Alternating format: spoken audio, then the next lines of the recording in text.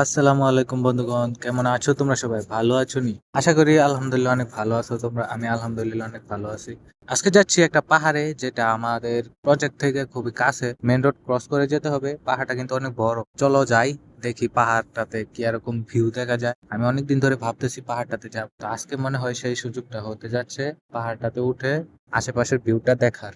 তো না বললেই নয়, আমরা কিন্তু ভোর 4:30টায় রওনা দিয়েছি রুম থেকে। ইতিমধ্যে পাহাড় আমাদের খুব কাছে হলেও কিন্তু অতটাও কাছে নয়, কারণ পাহাড়টা অনেক বড়, তাই অনেক কাছে দেখা যাচ্ছে।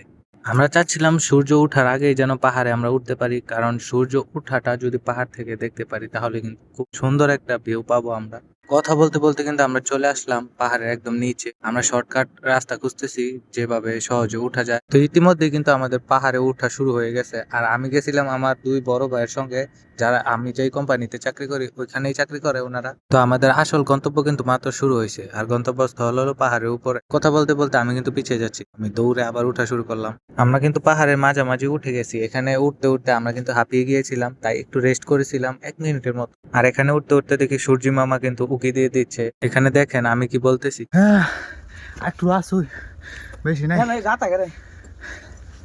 কি জানি হেরা গোয়ার মতো বানাইতে দিছে গাড়া, অপারেশন করে। পাহাড়ের এতটুকু উঠতে না উঠতেই দেখি ভালো একটা ভিউ দেখতে পাচ্তেছিলাম, তাই আমরা খুবই এক্সাইটেড উপরে ওঠার জন্য। ঠান্ডা বাতাস আছে বালা। বাংলাদেশ গেছি না কোনো এমন পাহাড়, আইসি উগ না পাহাড়। ওরে মিয়া, সেই সেই মাশাল্লাহ মাশাল্লাহ, সেরকম। এই যে ঘরে স্বাগতম জানাই তো, ফুল গাছ আছে। মাশাল্লাহ কি ভিউ। আইয়া ফুসাইছে দেখা ও।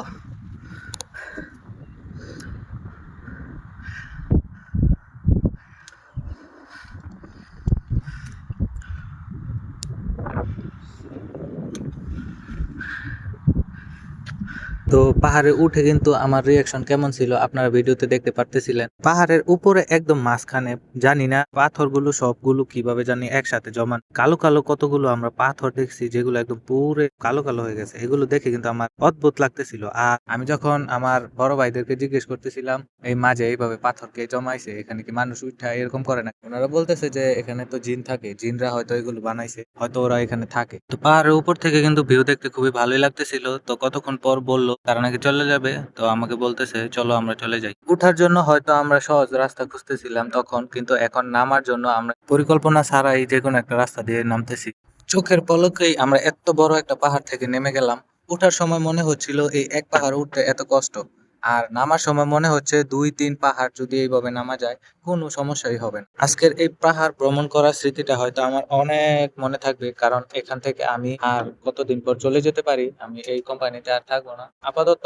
এই কোম্পানিতে এত ভালো বেতন প্রোভাইড করতেছে না, তো এখান থেকে পরিবর্তন হয়ে আমি মনে হয় অন্যদিকে যেতে পারি। তো অবশ্যই তোমরা ভিডিও পেয়ে যাবে আমার, আমি কোথায় যাই কি করি অবশ্যই তোমাদেরকে আমি দেখানোর চেষ্টা করি। তো এখন আমরা চলে যাচ্ছি রুমের দিকে, আর এখানে এসে দেখি এখানে একটা বড় একটা ওট আর দুম্বার ফার্ম রয়েছে।